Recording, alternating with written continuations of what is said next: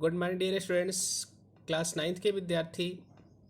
आज अपनी first lesson की पोएम जो है आप लोगों को पढ़ना है और पोएम का नाम आपका है, ठीक है, the road not taken. Robert Frost इसके क्या है, राइटर। तो सबसे पहले राइटर क्या कह सकते हैं, पोएट हैं। तो चैप्टर का नाम क्या है, the road not taken. Lesson आपका फर्स्ट है। पोएट कौन है, रॉबर्ट फ्रॉस्ट। तो हम लोग सबसे पहले राइटर के बारे में थोड़ा सा जान लेते हैं। पोएट कौन है हमारे, देखिए, Robert Lee Frost was an American poet and playwright. Play writer है, मतलब ड्रामा लिखते हैं और क्या लिखते हैं, पोएम लिखते हैं। अमेरिका के राइटर हैं। He was born in San Francisco California, और ये सैन फ्रांसिस्को कैलिफोर्निया में इनका जन्म हुआ था ऑन 26 मार्च 1874, 26 मार्च 1874 को। He is known for his realistic depictions of rural life, मतलब वास्तविक इनका एक दृष्टिकोण था ग्रामीण जीवन की तरफ। ही rights insightfully about common ordinary experiences। जो अंदर का दृष्टिकोण मिलता था उनको सामान्य जीवन के अनुभव का, वही चीज़ें वो क्या करते थे, लिखा करते थे। Frost died in Boston on 29 जनवरी 1963। 1963 में इनकी क्या हो गई थी, डेथ हो गई थी। तो आप लोगों को बहुत ज़्यादा राइटर के बारे में नहीं पढ़ना, लेकिन थोड़ा बहुत ही पढ़ लेना चाहिए कि रॉबर्ट फ्रॉस्ट कहाँ के राइटर हैं, अमेरिकन राइटर हैं और पोएट मतलब कवि हैं। और चूँकि इन्होंने अच्छी कविताएं भी लिखा है, इसलिए थोड़ा सा राइटर के बारे में आप लोग जरूर जानें और चैप्टर का नाम जरूर लर्न करें, द रोड नॉट टेकन। देखिए लिखा है, the road not taken has a symbolic meaning here. Symbolic मतलब लाक्षणिक भाषा है, मतलब जिसे हम मतलब कहते कुछ है, अर्थ जिसका दूसरा निकलता है, उस रूप में इस चैप्टर की टाइटल रखी गई है, ठीक है। The road stands for human life, और जो सड़क यहाँ पर बताया गया है वो आदमी के जीवन को बताया गया है कि जो उसका लाइफ साइकिल है वही उसका क्या है, वही सड़क है, मतलब वो रास्ता है, वे है। When the road of life is divided into two, जब जीवन की जो धारा है, मतलब रास्ता है, वो दो मार्ग में बदल जाती है, we find ourselves in dilemma। तो हम अपने को किस अवस्था में पा जाते हैं, मतलब डिलेमा की अवस्था। डिलेमा मतलब दुविधा की अवस्था में पा जाते हैं।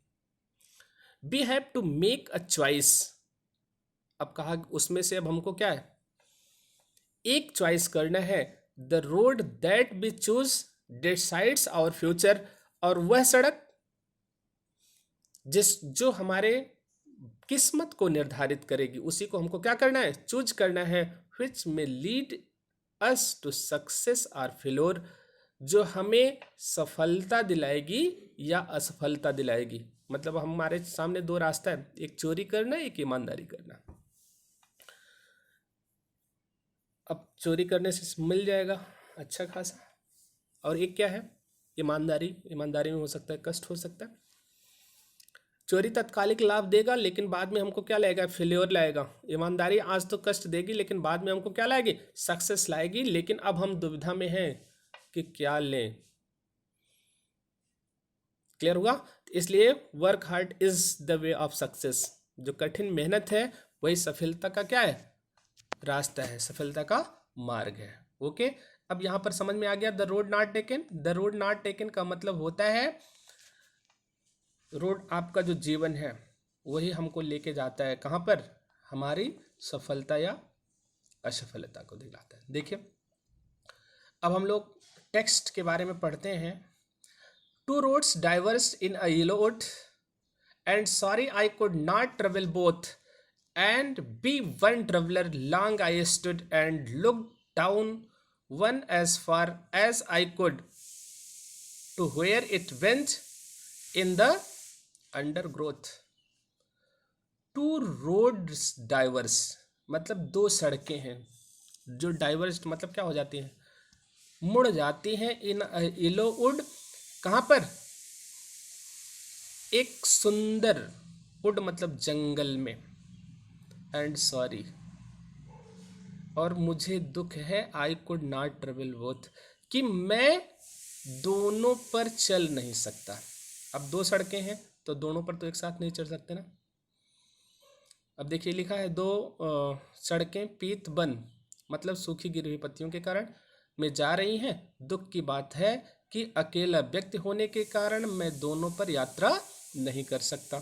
चलिए, and be one traveller long I stood, और हम अकेले चूंकि यात्रा करने वाले हैं, मैं देर तक खड़ा रहा। And look down one as far as I could, और मैं नीचे की तरफ देखता रहा दूर मुड़कर, ध्यान दीजिएगा, जितना देख सकता था। To where it went in the undergrowth, ठीक है, कि कहां पर यह मुड़ी है, कहां पर यह मुड़ी है। मैं बार बार यही क्या कर रहा था, देख रहा था। मतलब अनिश्चितता और दुविधा की स्थिति में था कि किस राह को चुने। क्लियर हो गया? मतलब अब जीवन के ऐसे रास्ता पर हम पहुंचे हैं जहां से हमको जाना है, एक अच्छा रास्ता, एक बुरा रास्ता, लेकिन अभी समझ नहीं है कि कौन सा रास्ता अच्छा है, कौन सा बुरा है, किस पर जाना सही है, किस पर गलत है।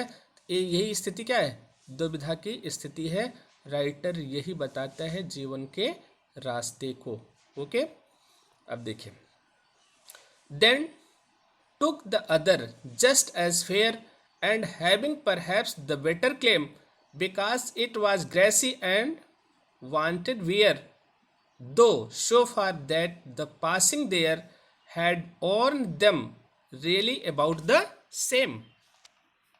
अब देखिए, कुछ देर अनिश्चितता से खड़ा रहा पोएट, काफी देर तक निहारता रहा एक सड़क को। अब उसके बाद क्या कहते हैं, तब मैंने दूसरा मार्ग चुना। देन टुक द अदर, पहले एक देख लिया, उसकी बैग से कॉपी चुरा लिया। फिर मैंने क्या सोचा, नहीं चुराना अच्छा बात नहीं, उसकी मांग करके हम क्या कर ले, लिख ले देन टुक द अदर। उसके बाद तब हमने दूसरा मार्ग चुना, जस्ट एज फेयर, जो कि उतना ही अच्छा था जितना कौन था, पहले वाला। And having perhaps the better claim, और शायद यह दूसरा पहले से अधिक अच्छा हो। And having perhaps the better claims because it was grassy, क्योंकि यह क्या है, दूसरा क्या है, ये इस पर घास उगी थी, मतलब घास वाला है। एंड वांटेड वियर, और इस पर कोई चला नहीं था।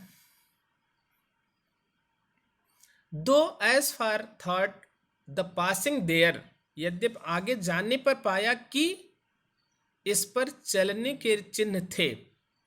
Though as far that the passing there, आगे चलने के बाद, had worn them really about the same,